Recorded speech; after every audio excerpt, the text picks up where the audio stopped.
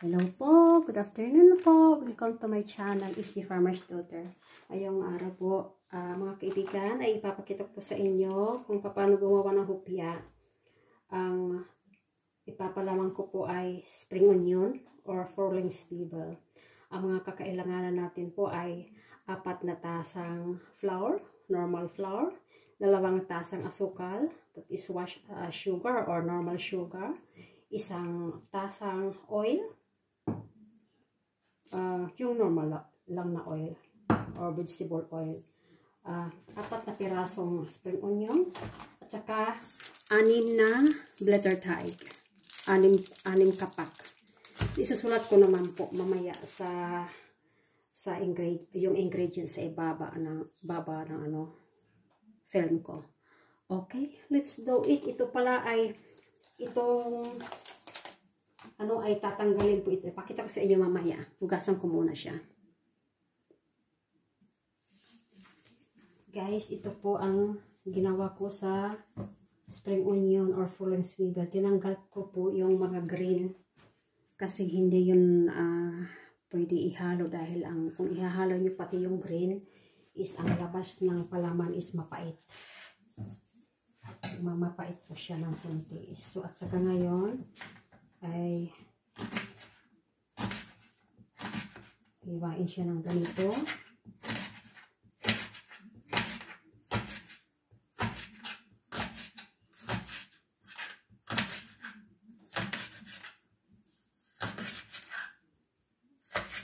Tapos saka siya ipapasok dyan at didikdikin. Ganyan po guys.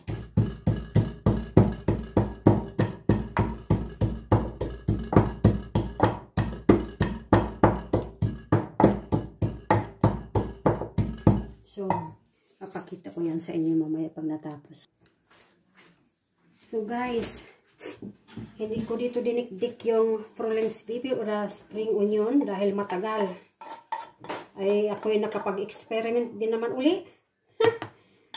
Dito ko ginawa sa mixer. Mabilis, super mabilis. Tapos sinalo ko po dito pala ang asukal dito para magkaroon siya ng more liquid. So, dito ko po siya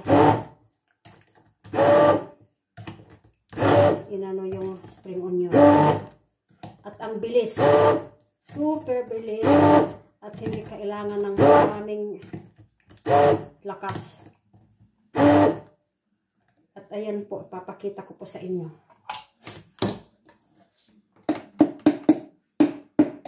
Ito oh. Ito po guys. Ang bilis niyang naging liquid or ito po yung 4 lengths bevel. Ito yung pong ihahalo ko sa harina para yun ito maging palaman ng hopya natin. So guys, so ngayon po ay hinalo ko na ang oil at saka harina. At yung asukal nandito na po sa 4 lengths bevel at ihahalo ko na rin po siya. So tayo po ay mag-mix na para sa palaman ng hopya natin. Ito po ang palaman ng hopya natin.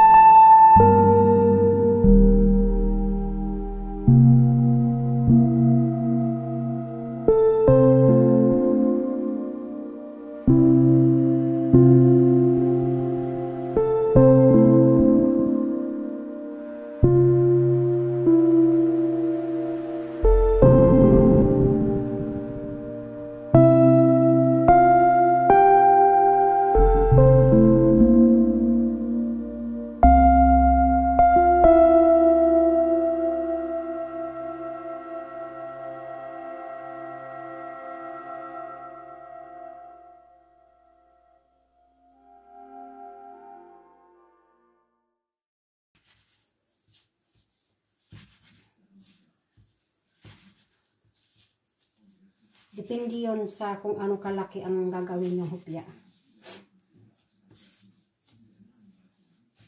Tapos kasi ang gagamitin kong ano nito pang balot ay letter tag lang. Hindi ako gumawa ng sariling ano.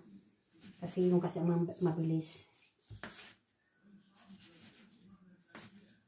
Isulat ko mamaya sa video kung ano ang mga kakailanganin.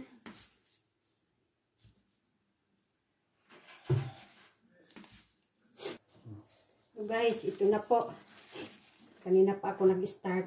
So yung isang pack ng glitter tag, bali 1, 2, 3, 4. Bali ano lahat? 15 pesos po ang isang pack na glitter tag. Depende kasi yon sa laki kung anong gusto niyo. Ito kasi oh, ganyan siya kalaki.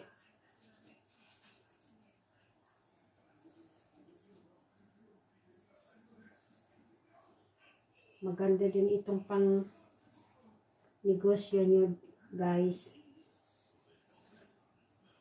So,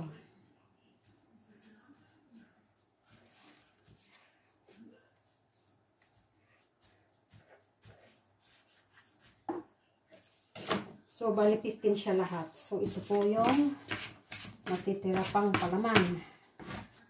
Gagawin ko rin itong 15 pieces. 1, 2, 3, 4, 5, 6, 7. 1, 2, 3, 4, 5, 6, 7, 8, 9, 10, 11, 12, 13. Okay, maya kuha na tayo doon sa iba. Okay. Kasi yung iba, mga malalaki yung nagawa ko. So, ngayon, yung isang backplate nasa oven na po. 1, 2, 3, 4, 5, 6, 7, 8, 9, 10, 11, 12, 13, 14. So, kuha na lang tayo mamaya dito sa mga malalaki. Walang problema yan. Pagkakasyahin natin, guys.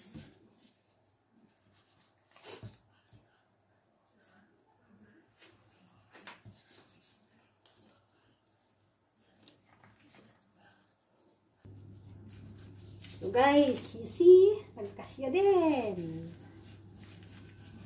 Mabilis lang. Nangangamoy na yung isang, ano, nasa oven. Lapit na. Lapit na matapos. Ganyan lang pagtupi mga guys.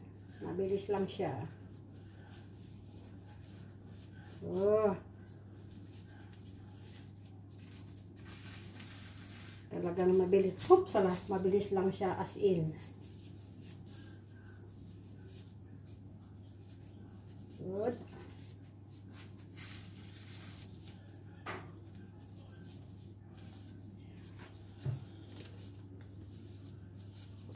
So, ngayon guys, bago ipasok sa oven, pahiran muna siya ng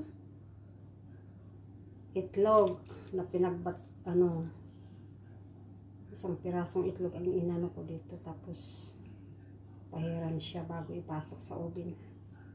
Para maging brown siya.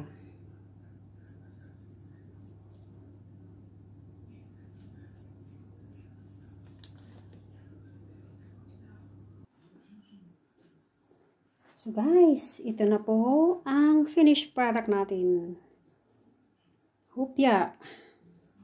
Ang palaman niya ay falling swivel o di kaya spring onion.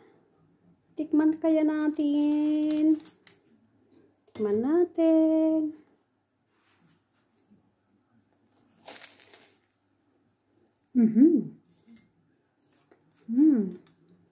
Masarap. Sorry po. Puno pa ang bibig ko.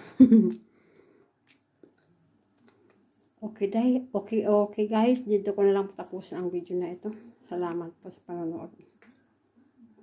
Isusulat ko mamaya yung ingredients. Okay. First pass for next machen. Bye-bye. God bless po.